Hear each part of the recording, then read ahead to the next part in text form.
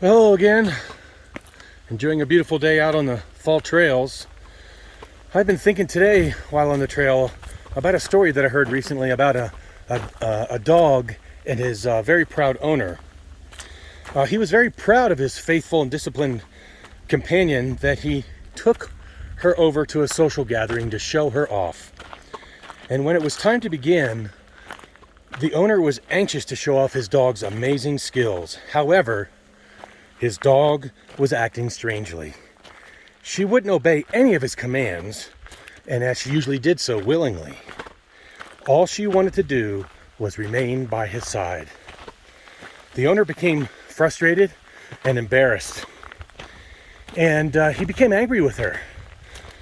Soon he said, okay, I'm just going to leave. He gave up.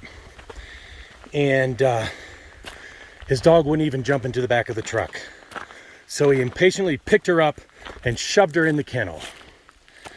And he was fumed, very angry about the behavior that his dog exhibited while at the gathering. He couldn't understand why that she was misbehaving. And he thought about that behavior all the way home.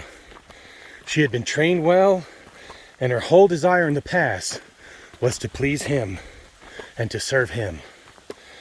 Well, after arriving home, he did what he usually does, and he began to examine her. And he looked for injuries or burrs or ticks. And as he put his hand on her chest,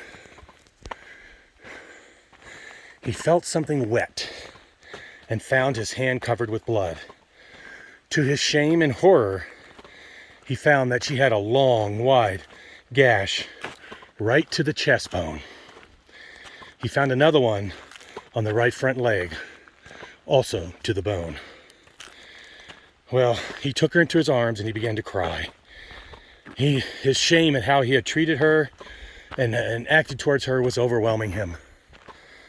She had been uncharacteristically acting strangely early in her day because she was hurt. Her behavior had been influenced by her pain, her suffering, and her wounds. It had nothing to do with a lack of desire to obey her master or a lack of love for him. When I heard this story, man, it was a cold splash of water in my face. It made me think about how many wounded individuals we have among us, maybe even including ourselves.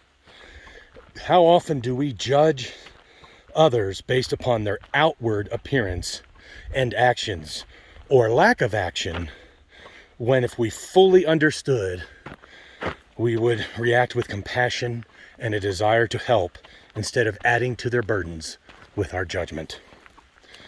I am guilty as charged many times in my life. Even so, those times are in the past, and they do not dictate how I can respond today and in the future.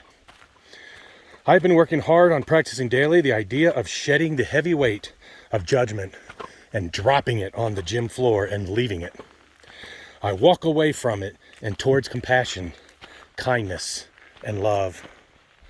Imagine the transformation that can happen for that person when we move from judgment to love. Imagine the transformation that can happen with you and with me while we do so. As with all things, this is a daily practice. And for me, I need daily practice. I want to encourage you and me to move towards this compassion, kindness, and love. I hope you're having a blessed day. Until next time.